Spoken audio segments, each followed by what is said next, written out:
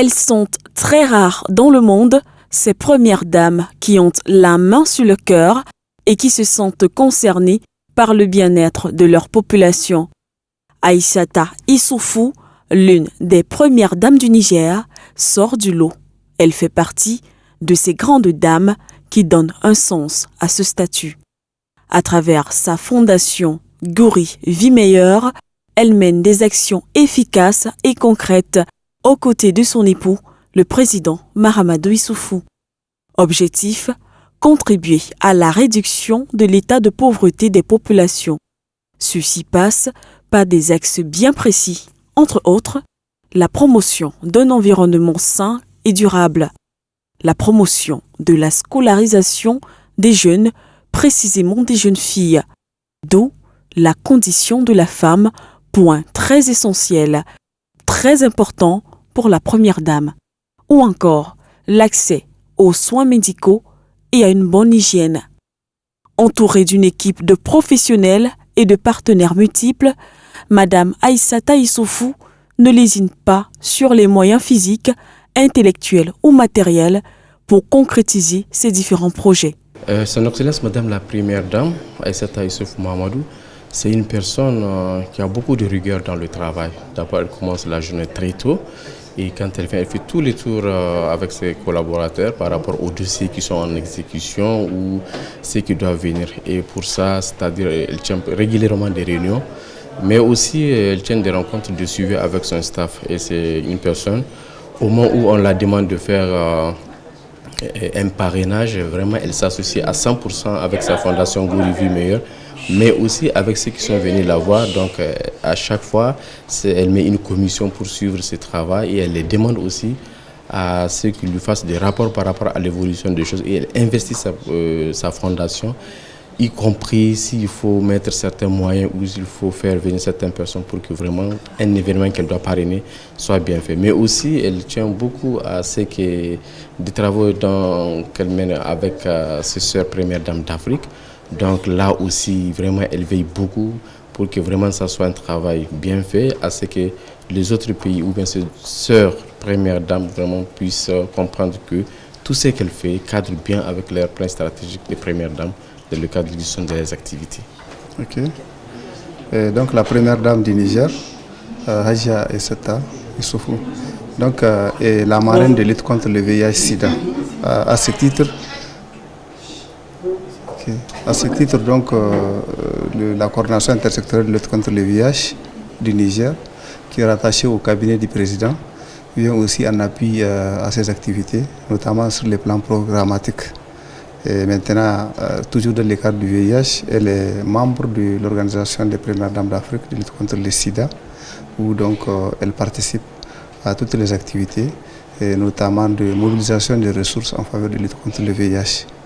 Actuellement, nous avons déjà un modèle de projet qui est cité donc, par l'Organisation des Premières Dames, notamment ce que nous appelons l'accompagnement communautaire, des femmes séropositives et enfants exposés, donc pour la prévention de la transmission du VIH de la mère à l'enfant. Donc ce projet est mis en œuvre donc, au niveau de 20 centres de santé à travers la ville de Niamey, et que donc à travers ces projets aussi, nous sommes en train d'accompagner les femmes enceintes pour qu'elles prennent les ARV et donc pour qu'elles accouchent dans de bonnes conditions, pour que aussi donc la transmission du VIH donc soit donc assurée à leur progéniture. Les enfants sont suivis, ils reçoivent des examens donc selon les protocoles jusqu'au 18e mois, donc pour constater également que ces enfants ont été donc n'ont pas eu donc à être contaminés de la maladie. Donc actuellement c'est un projet qui est cité comme exemple au niveau de l'Organisation des Premières Dames et qui est financé donc à travers le laboratoire Abbott, et donc la mobilisation des fonds donc, a été assurée par l'Organisation des Premières Dames d'Afrique. Donc en tout cas elle marque des grands points dans le cadre de la lutte contre le VIH à travers le Niger. Et surtout, donc, elle mobilise aussi les autres femmes, donc au niveau des autres premières dames d'Afrique, donc au niveau de l'Organisation des Premières Dames d'Afrique. Elle a été aussi pionnière au niveau de notre pays pour marquer le processus de mise en place d'un programme national de lutte contre les hépatites, donc qui est aussi une infection sexuellement transmissible. Donc on a déjà élaboré le plan stratégique national. En plus de l'élaboration du plan stratégique national, elle a mobilisé des partenaires, notamment des laboratoires, comme Gilead, des laboratoires comme Prime, au niveau de Prime Pharma, qui sont en train d'accompagner le Niger dans le processus de la prise en charge et de la prévention des hépatites virales. Donc c'est une première en Afrique. Et là aussi, on est en train de booster l'organisation des premières dames d'Afrique pour que tous les autres pays aussi servent d'exemple, prennent l'exemple du Niger et que le programme de lutte contre les hépatites soit mis en œuvre. Voilà donc ce qu'on peut dire sur les activités de la première dame. Merci. Alors, en ce qui me concerne, il s'agit du programme national de lutte contre le paludisme au Niger, qui est chargé de coordonner toutes les activités en matière de lutte contre le paludisme, d'élaborer les différentes politiques en matière de lutte contre le paludisme.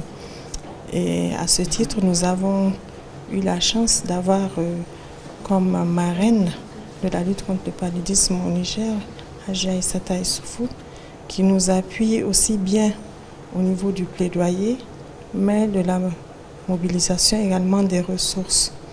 Et vous n'êtes pas sans savoir que depuis quelques années, notre marraine est citée en exemple dans la sous-région. Actuellement, elle est quand même la championne en ce qui concerne un vaste projet que nous avons au niveau du Sahel, le projet de pré-élimination du paludisme dans la zone Sahel qui concerne 8 pays. Et nous avons aussi, tout récemment, nous allons lancer une grande campagne Zéro palu, je m'engage, pour laquelle également notre marraine est citée en exemple dans la sous-région. Donc, en matière de lutte contre le paludisme au Niger, notre marraine fait d'énormes efforts en ce qui concerne aussi la sensibilisation de la population pour un changement de comportement. Parce que comme vous le savez aussi, le paludisme est malheureusement une maladie environnementale comportementale. Donc la marraine, Haji Aïssata Issoufou, sensibilise la population et nous apporte nos activités. Mais qui d'autre que Madame Aïssata Issoufou pourra mieux nous entretenir à ce sujet? Merci Excellence d'avoir accepté de répondre aux questions d'Afrique Média. On va s'intéresser à vos activités. Tout d'abord, comme ça, quels sont donc les objectifs poursuivis par la fondation que vous avez créée? La fondation que j'ai créée, c'était à l'origine pour aider mes frères et sœurs dans la lutte que je mène contre la pauvreté dans mon pays. Vous n'ignorez pas que le Niger est l'un des pays les plus pauvres au monde. Donc c'est juste pour apporter ma petite pierre pour l'édifice. Et ce qui m'a obligé à choisir 4 axes, mettons, la santé, l'éducation, l'environnement et la condition de la femme qui est un quatrième axe transversal, c'est-à-dire tout ce qui concerne la femme est priorisé dans les 3 premiers actes que j'ai cités tantôt. Donc voilà en gros les axes sur lesquels travaille la fondation. D'accord. Alors, Excellence, on va poursuivre. On vous présente justement comme la marraine, pour ne pas dire la championne de la lutte contre le paludisme. Est-ce que vous menez plus d'actions? Est-ce que c'est plus axé justement sur la santé? Ce n'est pas plus axé sur la santé, mais la santé est un axe primordial dans tout pays en développement. Il faut d'abord être en bonne santé pour mener toute autre activité. Et dans notre pays, vous n'ignorez pas que l'Afrique a 90% des cas de palu sont en Afrique subsaharienne.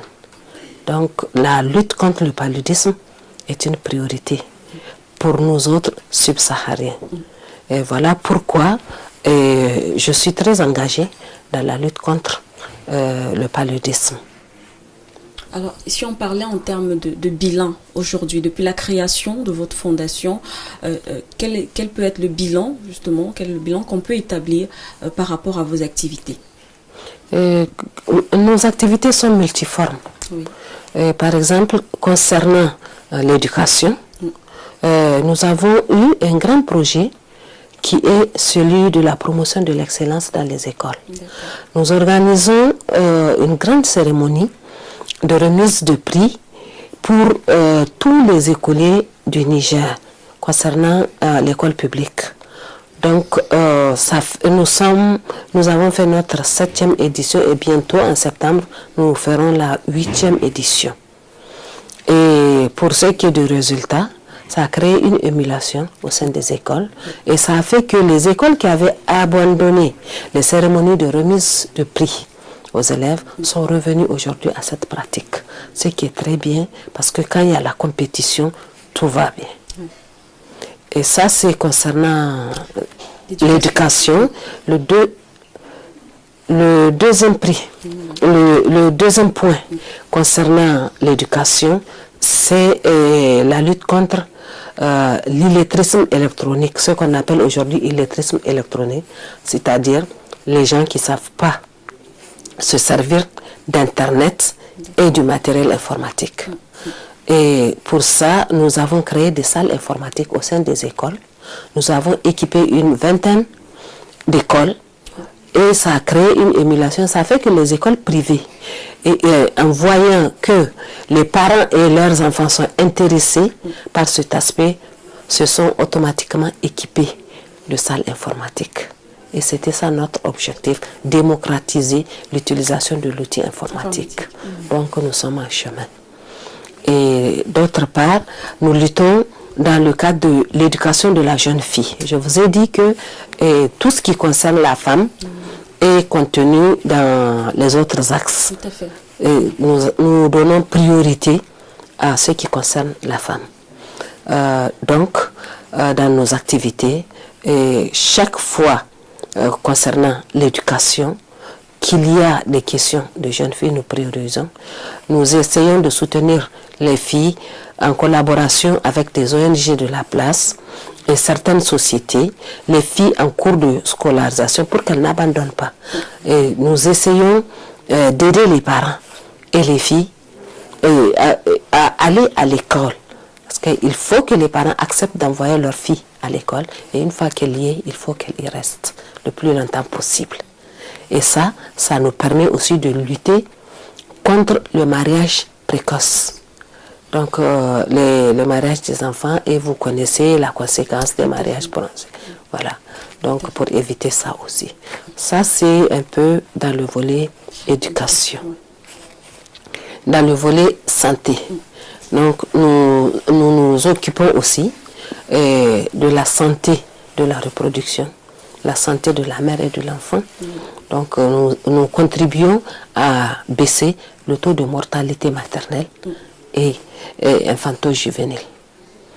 Maintenant, pour ce qui est des grandes maladies connues, nous opérons concernant le paludisme dont nous avons parlé tantôt, le VIH-Sida, la tuberculose, les hépatites virales, et voilà les grands points sur lesquels nous travaillons dans le domaine de la santé.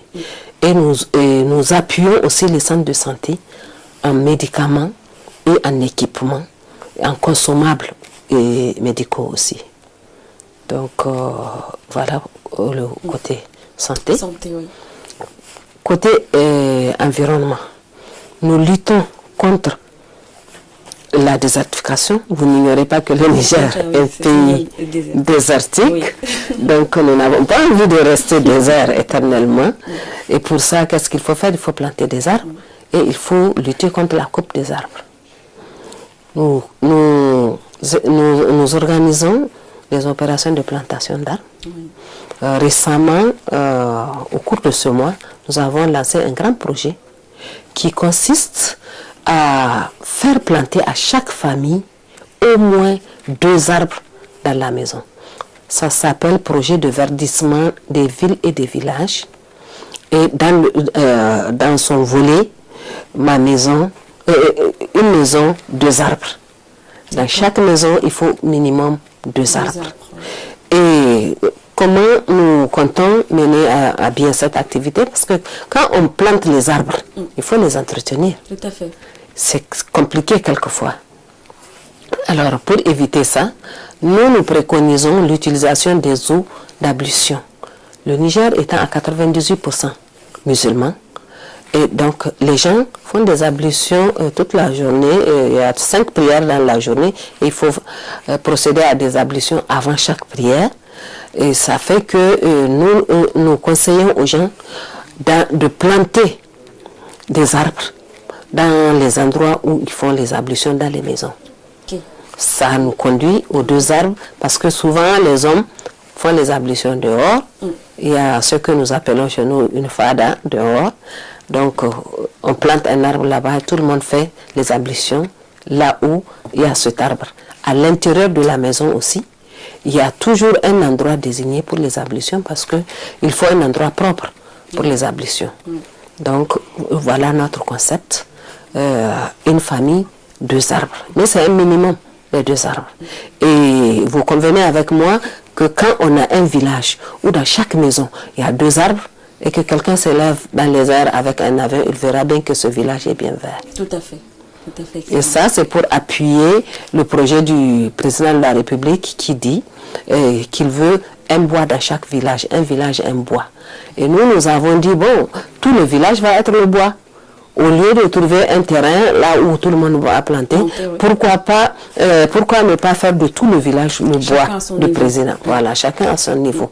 Et je pense que c'est beaucoup plus facile. On ne fournit pas beaucoup d'efforts pour entretenir ces arbres. Et maintenant, l'autre volet pour l'environnement dont je parlais est la lutte contre la coupe des arbres. Le Niger est devenu producteur de gaz. Et donc, il faut travailler avec ce que la nature nous offre. Donc, nous préconisons l'utilisation des gaz à la place du bois énergie. On coupe du bois pour faire la cuisine, on coupe du bois pour tout ce qui concerne l'utilisation domestique en énergie. Et ça fait que le peu de bois que nous avons, ça va. Oui. Pour lutter contre ça, il faut utiliser le gaz. Et pour ça, nous avons commencé par les gros consommateurs de bois, c'est-à-dire les centres de santé, les hôpitaux régionaux. Nous avons ciblé ces hôpitaux, nous avons rénové les cuisines des hôpitaux, nous avons installé des bouteilles de gaz et des foyers à gaz. Et maintenant, dans la plupart des hôpitaux, nous sommes à 5 hôpitaux régionaux, je crois, sur les 8. Et donc, ces hôpitaux n'utilisent plus du bois. Et c'est un gros bénéfice pour les malades aussi, qui n'auront plus à respirer la fumée aussi qui est dans l'environnement de ces malades. Donc, c'est une solution alternative voilà. Pour la qualité de vie. Au moins déjà le minimum de vertu. Absolument. Absolument. Okay. Et donc, à part les gros consommateurs, nous avons aussi distribué des réchauds, des foyers à gaz à des familles. Et aussi, vous avez des femmes qui vendent des beignets dans la rue, qui font les beignets dans la rue. Et nous pensons que c'est un grand hall d'exposition, la rue, pour exposer le foyer à gaz. Comme ça, chacun aura à l'esprit d'en acheter, à force de voir ça dans la rue. Donc nous faisons ça aussi. Nous distribuons des foyers à gaz dans la rue. Nous équipons les hôpitaux. Nous avons pensé aussi à équiper les casernes militaires, les écoles qui ont des internats. Tout ça est dans ce projet de remplacement du bois énergie par du gaz butane. D'accord. C'est ça. Alors, Excellence, on rappelle que nous sommes ici à Nouakchott, la capitale mauritanienne, dans le cadre du 31e sommet des chefs d'État et gouvernements africains. Alors, est-ce que vous comptez mener un plaidoyer à l'occasion de ce sommet? Est-ce que vous comptez adresser un message Le message que je porte, c'est que tous les Africains, nous devons être unis. Unis pour ne plus avoir de guerre. Et unis pour la même cause, c'est-à-dire le développement de l'Afrique. Nous devons nous sentir tous frères et sœurs, et nous devons être les acteurs pour une même cause. Donc, le message que j'ai à lancer, c'est par rapport à ça. Nous devons être tous unis pour le développement de l'Afrique. Solidarité. Solidarité. Pour quelle que soit la cause, hein, que ce soit la guerre, que ce soit la malnutrition, que ce soit les déficits alimentaires, etc. La santé, l'éducation, nous devons être tous mobilisés pour faire avancer l'Afrique. L'Afrique ne doit plus être un continent pour lequel les autres doivent se mobiliser et auquel il faut venir en aide. Nous devons nous aider nous-mêmes. Excellence va sortir avec peut-être une note un peu plus, on va dire un peu plus relaxe. On va dire comme ça, hein, nous sommes en Afrique, votre sœur de la Guinée équatoriale, Madame Constancia Manguedo-Obiang, va recevoir le prix du mérite panafricain des premières dames, parce qu'il faut le dire, vous êtes nombreuses à mener des activités comme d'ailleurs ce que vous venez de nous présenter cette année. Elle vous précède, hein, de toutes les façons. Elle reçoit donc ce prix justement par rapport à ses activités également. Alors, est-ce que vous avez petite impression, comment est-ce que vous percevez cela? Je présente toutes mes félicitations à ma sœur Constancia, que je connais très bien. J'ai vu une école qu'elle a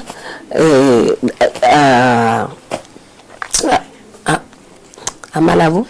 Malabo, la capitale. Oui, à Malabo, j'ai vu son école et vraiment, ça m'a fait chaud au cœur de voir à quel point elle pensait aux petits-enfants. Je pense que ce prix est vraiment mérité.